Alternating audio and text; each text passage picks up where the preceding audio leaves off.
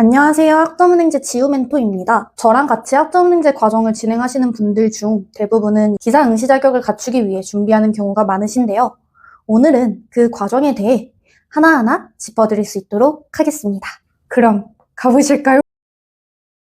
기본적으로 기사 응시 자격을 갖추기 위해서는 세 가지만 기억을 해주시면 되시는데 경력, 학력, 그리고 숫자 4를 기억해 주시면 되십니다. 4년제 관련 학과 졸업을 했거나 또는 내가 보려고 하는 기술 자격증이랑 유사 실무 경력이 4년 이상 있는 경우 시험을 응시할 수 있는데요. 이 외에도 기능사, 산업기사 취득 후 관련해서 유사 경력이 있거나 또는 관련된 기사 자격증이 있는 경우에도 응시 자격이 되는데 자세한 내용 같은 경우는 큐넷 또는 네이버 지식백과에서도 알아보실 수 있으세요. 그래서 확인해 보시면 도움이 되실 듯 합니다. 그렇담 왜 학점은행제를 통해 준비를 하냐 물으신다면 방금 나온 응시 자격에 해당이 되지 않는 경우에 속해요. 응시 자격을 자세히 살펴보면 학점 인정 등에 관한 법률 제7조에 따라 관련 학과로 106학점 이상을 이수한 자라고 나와 있는데 바로 이 조건을 통해 준비를 하는 과정이십니다. 학점은행제의 경우 학점을 취득을 하면서 학위 기준을 갖추는 학점제 방식이기 때문에 대학교를 통해 4년이라는 시간을 들이는 것보다 훨씬 빠르게 106점이라는 기준을 갖출 수 있는데요.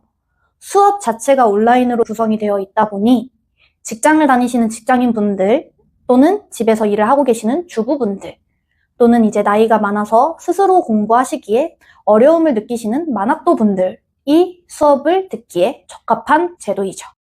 학점은행제는 고등학교 졸업장이 있다면 누구나 활용할 수 있는 제도예요. 그래서 진입장벽도 낮고 실제로 활용하시는 학습자님들도 연간 15만 명이 넘는데요. 학점제 방식이다 보니 다양한 방법을 통해 기간을 단축하며 준비할 수 있답니다. 지금부터 그 루트에 대해 설명을 해드릴 거예요. 크게 세 가지 기억해 주시면 되는데 자격증, 독학사, 전적대 기억해 주시면 되세요. 여기서 자격증은 교육부가 지정한 학점으로 인정이 되는 자격증을 말하며 난이도가 어려운 자격증일수록 인정받는 학점이 커요. 또한 독학사 같은 경우 대학판 검정고시로 1년에 총 4단계로 구성된 시험을 보는 과정인데 여기서 원서 접수한 과목에 합격을 하면 학점으로 끌어와 활용을 하실 수 있으시고 이때 독학사 같은 경우는 1단계부터 3단계까지만 활용을 하실 수 있으십니다. 마지막으로 전적대는 대졸자 또는 대학 중퇴를 하신 분들에게 해당이 되는 경우인데 정규대학을 통해 이수한 학점을 학점은행제로 끌어와서 활용을 하실 수 있으세요. 단 4년제 같은 경우는 이미 학위를 받은 상황이기 때문에 전적대를 활용할 수는 없고 다른 방법으로 타전공 제도라는 것을 활용하시게 됩니다. 이 부분에 대해서는 이따가 설명 도와드릴 수 있도록 할게요. 그렇담 학점은행제를 통해 준비하는 기간이 어떻게 되느냐? 먼저 고졸자부터 안내드리자면 0부터 106점이라는 기준을 갖춰야 되기 때문에 온라인 강의로만 진행을 한다면 총 5학기가 소요됩니다. 해당 제도도 대학 과정이기 때문에 한 학기에 24점, 1년에 42점이라는 기준이 있는데요. 이 기준에 따라 총 5학기가 걸리게 되는 거죠. 다만 앞서 말한 세 가지 방법을 활용을 하면 기간 단축이 가능한데 재학생분들 중 대부분은 독학사 1단계를 활용하시거나 또는 학점으로 크게 인정이 되는 자격증 하나를 병행을 해서 3학기로 기간을 단축하며 준비하는 경우도 많으세요. 약 2년 반이 걸리는 기간을 1년 반으로 줄일 수 있다 보니 유리하죠? 이어서 전문대 졸업자 같은 경우 전적대를 활용하는 경우가 많은데 2년제 전문대를 졸업한 경우는 학점을 80학점까지 끌어올 수 있고 3년제를 졸업한 전문대 학생 같은 경우는 120점까지 활용을 하실 수가 있으세요. 때문에 추가적인 학점만 이수를 하면 기사 응시 자격을 보면 되기 때문에 2년제 같은 경우는 부족한 26학점을 갖추시면 되시고 3년제 같은 경우는 이미 초과한 셈입니다. 다만 이 제도가 정해놓은 약속이 있어요. 위무 18학점이라는 기준이 있기 때문에 3년제를 졸업하신 분들의 경우는 기사 시험을 보기 위해선 전적대 부분을 포함하여 온라인 강의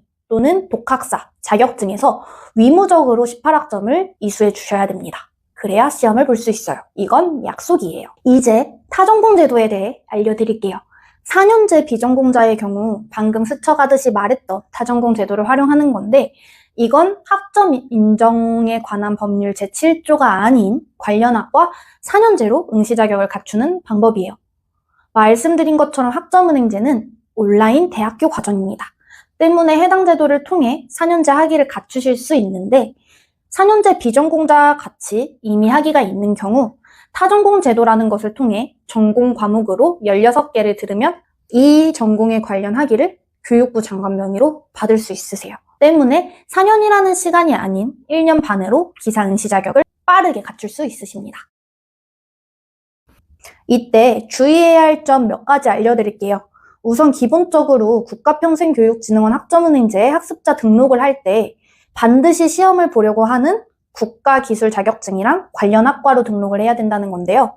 예를 들어 전기기사라면 전기공학, 전자공학, 경영학, 소방설비기사라면 소방학, 경영학, 산림기사라면 토목공학, 경영학.